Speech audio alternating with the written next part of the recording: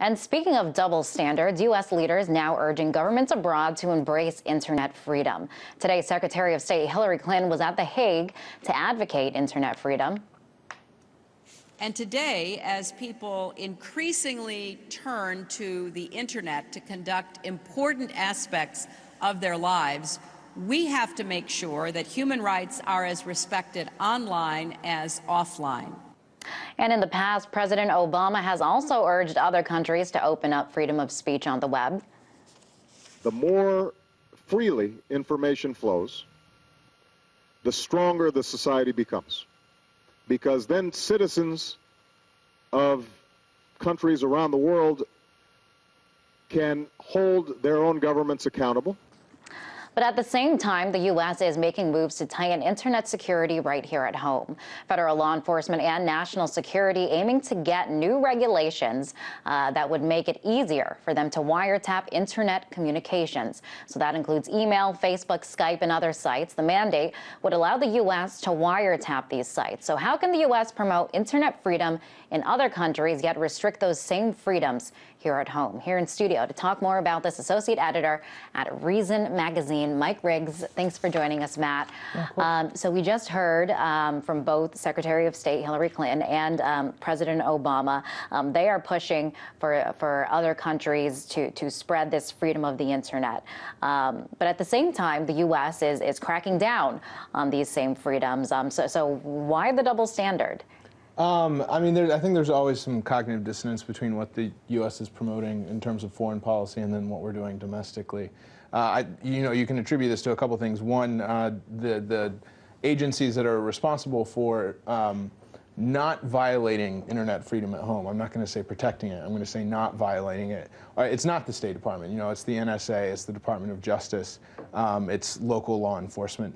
So on the one hand, and then it's also the Congress that is responsible for sort of like either creating laws that protect internet freedom or more often than not creating laws that chip away at it. So you have that sort of dissonance, and then the State Department is not concerned with domestic matters. The other reason I think we see this is that as terrifying as some of these laws are that the Congress is proposing, the Stop Online Piracy Act is one of them. This bill that is currently in a subcommittee that would allow wiretapping of digital communications, making that easier.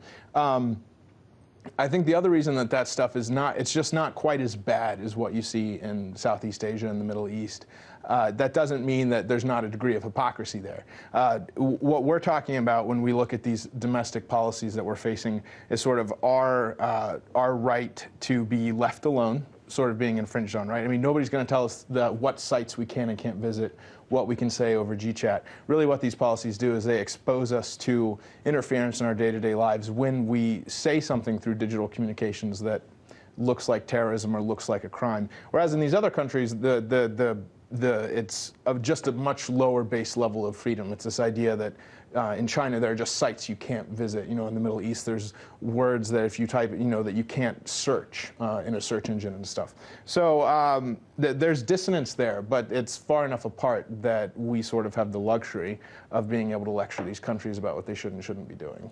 Right, as we just heard, Secretary of State Clinton lecturing these other countries, saying they shouldn't be disabling Twitter and other types of communications that they are using to organize and their demonstrations over there in Tahrir Square.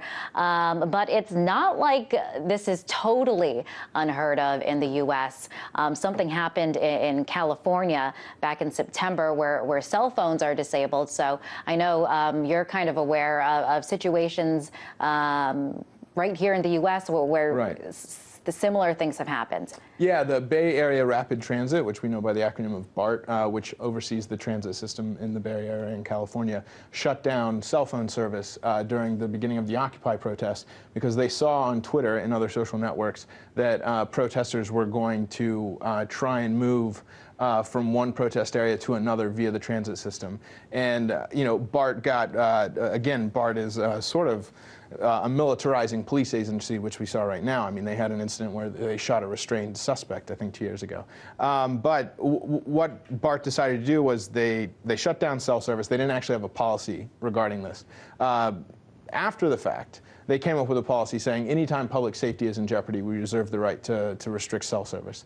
And the Federal Communications Commission, which is currently headed by a Democrat, just to show that this is completely nonpartisan, said, you know, that's great, as long as it's for preserving public safety. So in the U.S., we have the public safety argument here, and then in parts of the Middle East that have restricted access to social networks.